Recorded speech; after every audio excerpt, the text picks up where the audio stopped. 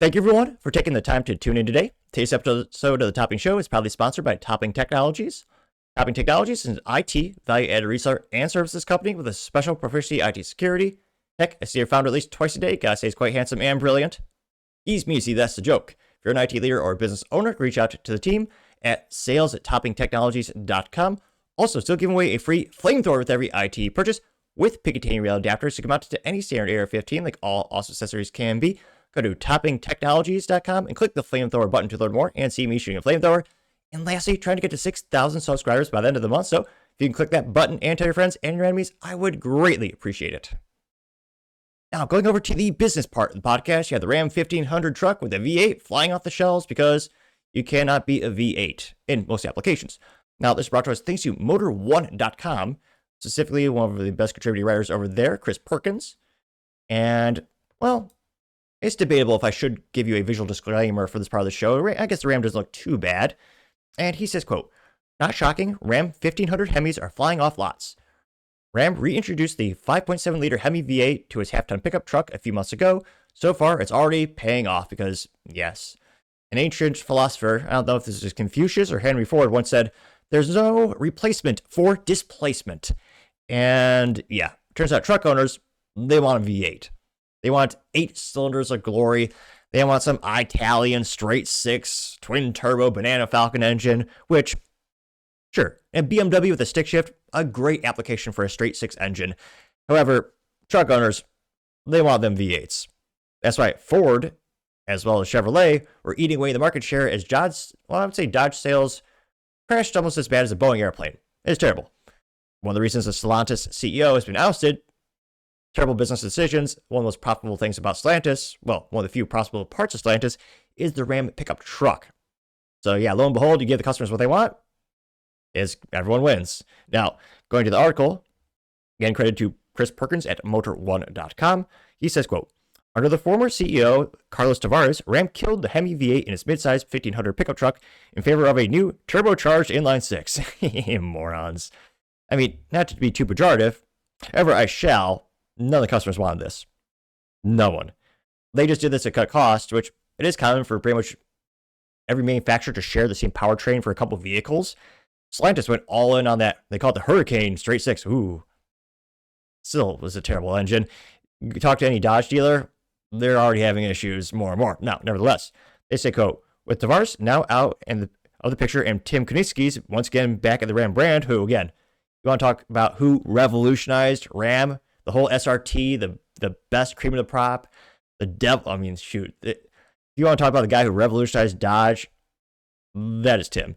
He's the guy to credit for the red eye, the SRT, the coolest marvels of engineering, I would argue, in the company's history, where they actually made the fastest car new with a gas engine. They made a 0-60 in 1.66 seconds for the final standoff of the Challenger.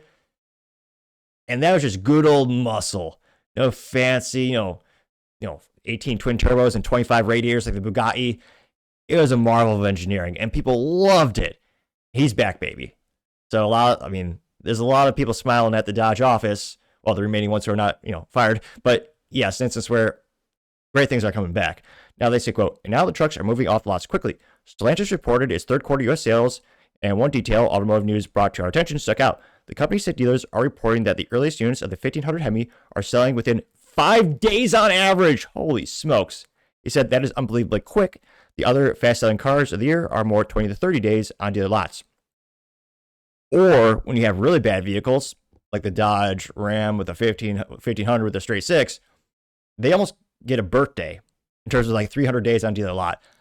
And again, when you're a dealer, they actually don't own the vehicles. A lot of them have fleet contracts, or floor plans is a technical term for, they borrow money from the bank. It's basically a short-term loan for those vehicles.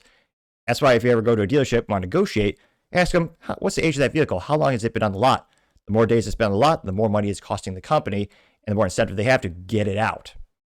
So again, when you have cars that are, and again, you saw this in certain times throughout history, where the cars are almost collecting a birthday on lots, that is terrible. So again, to sell this in 5-day average, this is one of the best things Stellantis has done in years. It's a pretty low bar, granted, but yeah, that is phenomenal news. Now they say, Of course, this isn't just initial demand. There's a clear group of customers who didn't want six-cylinder Ram 1500s. Yeah. And when Hemi trucks started arriving on lots, they moved quickly. And one has to assume that production will continue to ramp up, increasing the supply of 1500 V8s on dealer lots. Still, Tim, again, the new Dodge CEO, must be feeling pretty good about himself this morning, especially considering Ram brand retail sales were up 26% year over year. Then he says, though when you factor in initial volumes, the brand, however, is down overall 5%, but 1,500 Ram sales are up 10%, and surely the reintroduction of the Hemi has something to do with it, which, yeah, no duh. Which, again, right now, they're having these sales. That is especially impressive. Again, some car loans are 7 to 8 to 10 to 11% interest rates for a car. Now, again, wind back the clock a couple of years, you can get them for near 0%. But granted, they still, put in some profit somewhere else, so they still make money. But yeah, even with these high interest rates, they're still moving units. That is very impressive. Again, Stellantis also has a credit division to give out credit. But yeah, and loans, that's pretty incredible. See, overall, Stellantis was up 6% thanks to strong quarters from Jeep and Chrysler. Perhaps it saw a decent increase in sales with customers looking to get the plug-in model before the federal tax credit for EVs expired. I don't think so. Again, there's some EVs that have incredible sales figures, Tesla being one of them. When I think of if you're going to need an EV, what are you going to get? I'm going to get a Stellantis product. Said no one ever. Now, they say, quote, but Dodge sales are down 5%, but the Charger Daytona EV had its best quarter yet with 2,766 sales. And Durango had its best quarter in 20 years, which, at Durango, good old, is the cheapest SUV you can get, I believe, with 3 rows as well as a V8. A very unique value prop, and that cheap, well, relative to the industry, honestly, it was $36,000 per unit. It was a very aggressive price point. So I'm not surprised those are also flying off the shelves. But yeah, the Dodge, the Daytona, yeah, the EV Charger, those are collecting a lot of dust on dealer lots. And again, if your best quarter is 2,776 units, even for a more unique car that's a sports car, that is not good. He says, quote, but things are all not rosy for Stellantis. Fiat reported a 2% gain, but it just sold 321 cars last quarter. The new Charger is still well behind the old Charger and Challenger models it replaces, and Alfa Romeo is down 21%, which I believe that.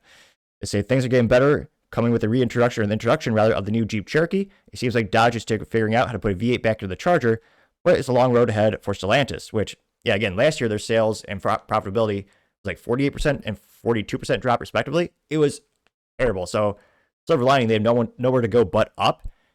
And again, you just know, I mean, they are so back, baby. Like, they're going to bring the V8 and put it into everything.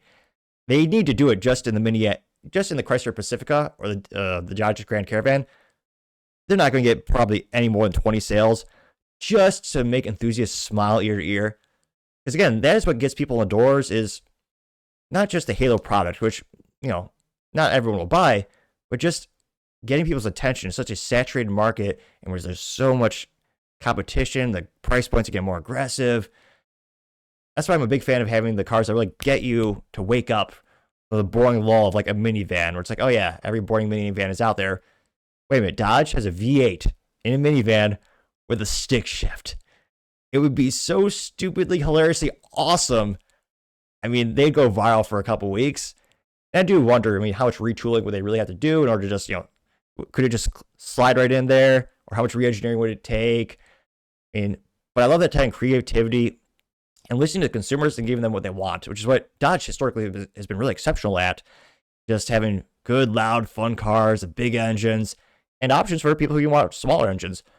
Prior to them going with the EV and straight six Challenger, shoot, you can get, I believe it was an inline 4, like maybe 30 grand, all the way up to like the Challenger Hellcat Banana Falcon, whatever they call the last trim level, like 120 grand plus. Like, they had every option on the planet for the consumer. It's great variety.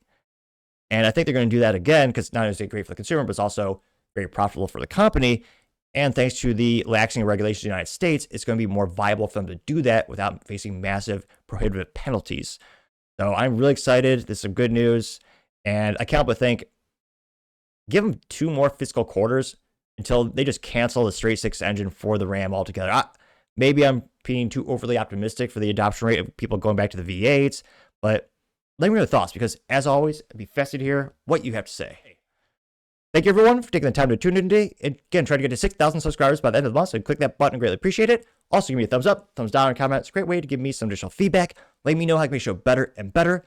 Lastly, don't forget to take time to tell your family, tell your friends, tell your coworkers, heck, tell your enemies, anyone, everyone. Just stay safe and fight the good fight.